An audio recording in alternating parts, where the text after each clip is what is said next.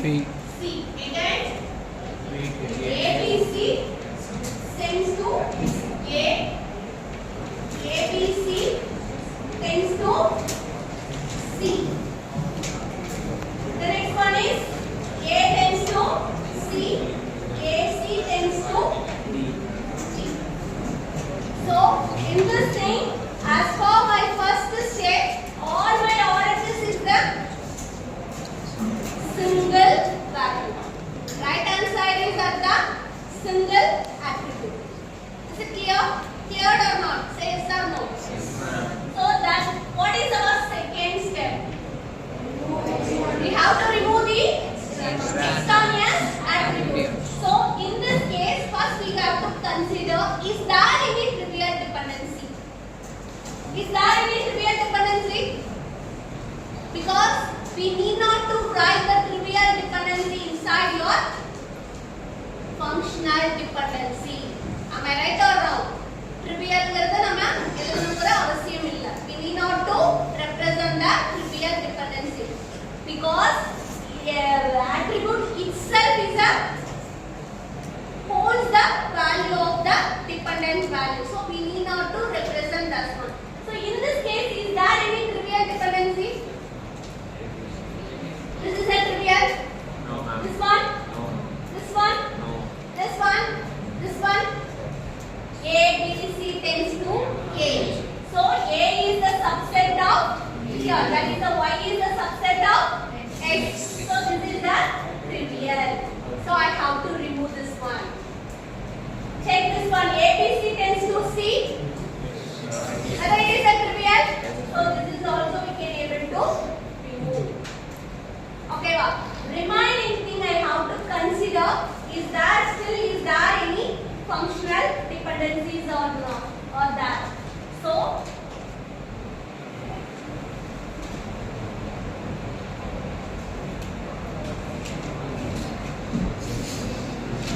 is there any repetitive thing over here?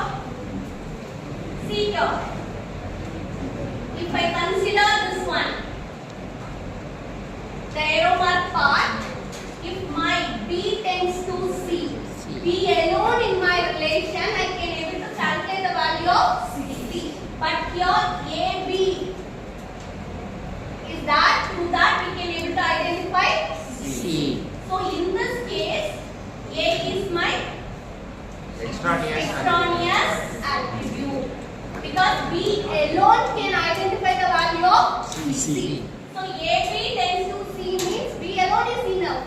So my A is my extraneous attribute. If I consider this one, A tends to C.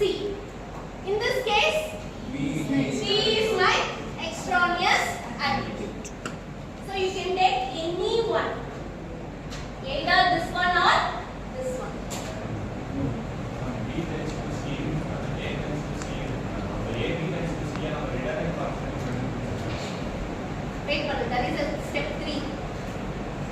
So in this case only we are removing the extra attribute present in my right hand side.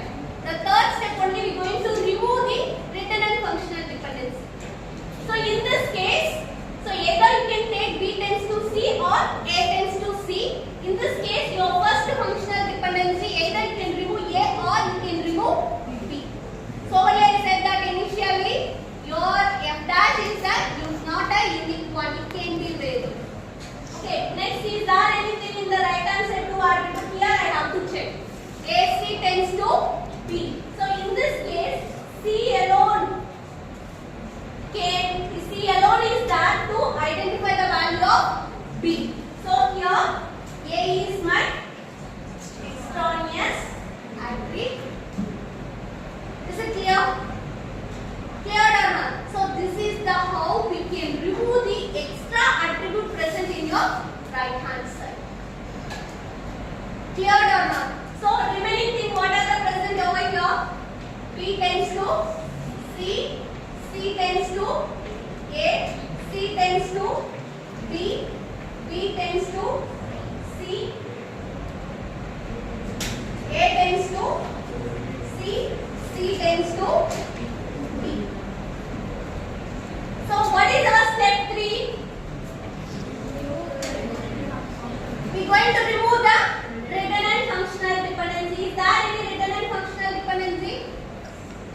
B tends to C. Here also B tends to C, so I have to remove B tends to C. And also C tends to B. Here also you are having a C tends to C. So this is the redundant attribute. We are going to remove this one. Is it clear? The next one, what is the remaining thing is available? B tends to C, C tends to A, C tends to B, A tends to C. So in this case also, I couldn't conclude the thing, all the attribute, all the functional dependencies are in a without redundant. Because directly whatever the thing is presented over here, I can remove it. But indirectly they may have a redundant dependency. For example, if I consider the first one, I am going to check whether B tends to C is a redundant one or not. How I can able to identify means without this.